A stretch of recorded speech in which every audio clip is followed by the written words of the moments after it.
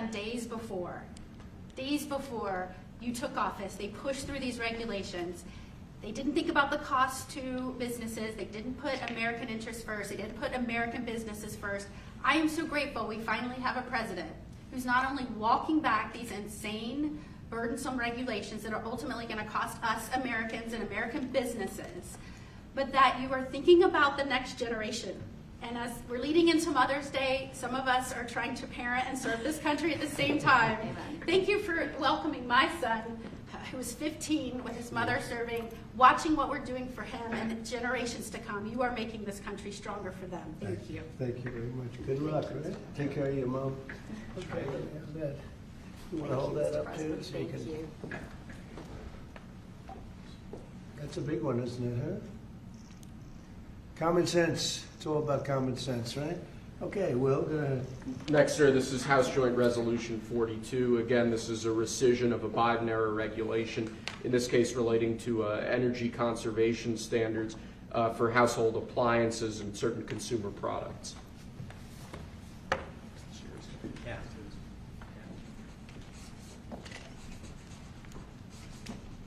That's a good one. I know who's over there. I know who did this. Explain that, please. Sure. Look, this is helping fight inflation because the cost of the burden on appliance manufacturers is going to drive up the cost of them producing household products, which means that when you go buy a washer, dryer, any appliance, it was going to drive up the cost for consumers. It reduces consumer choice.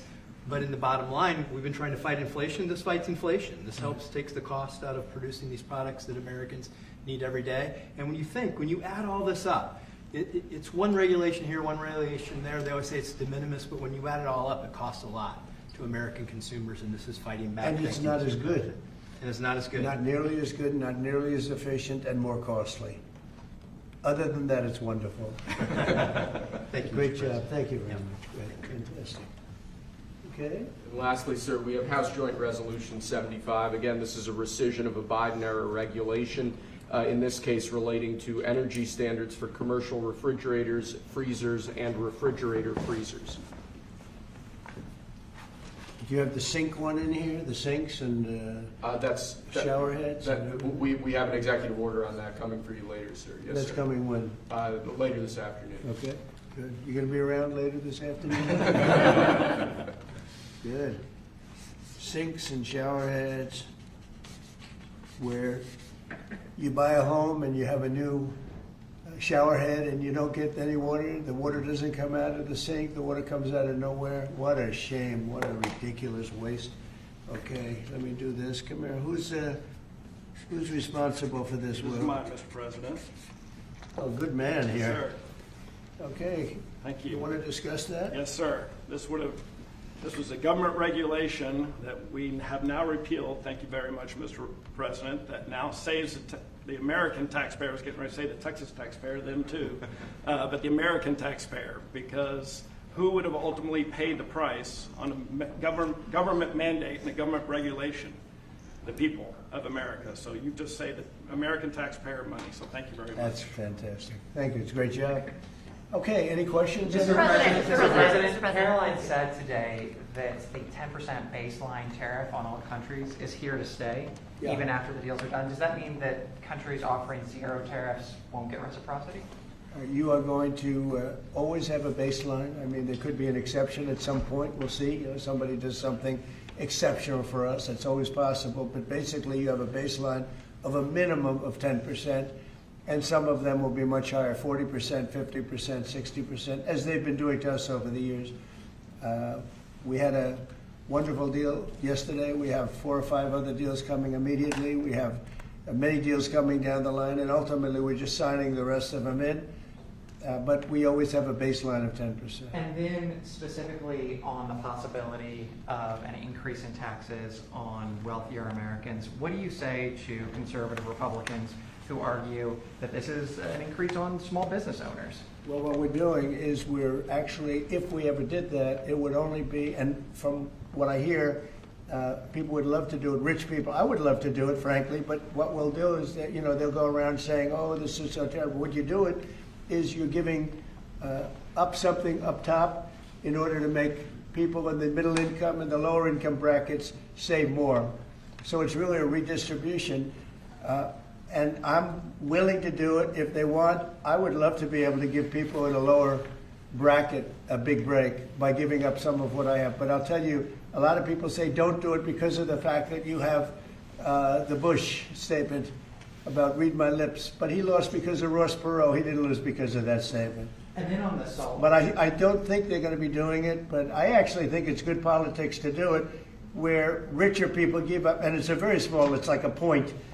But they give it up to benefit people on a lower income. And then on the salt tax credits, Mr. President, there are some Republicans who say, why is it that these 45 other states should be paying taxes to alleviate the tax burden of New York or It's some of only these because coastal those states? states are behind, very badly behind, and those people were affected very badly. And, you know, the sad part is oftentimes they were affected badly because you had bad management in those states, like in California with Newsom and, you know, people. So you had some bad management. But that's being worked on now, and they may do a piece one way or the other. It's a very complex issue, but I think it's being worked out. I think it's going to be worked. It has not been settled yet, but they'll settle it up pretty quickly. Are you considering? Mr. President, what parameters have you given Scott Bessent on negotiating with China this weekend? We have to make a great deal for America.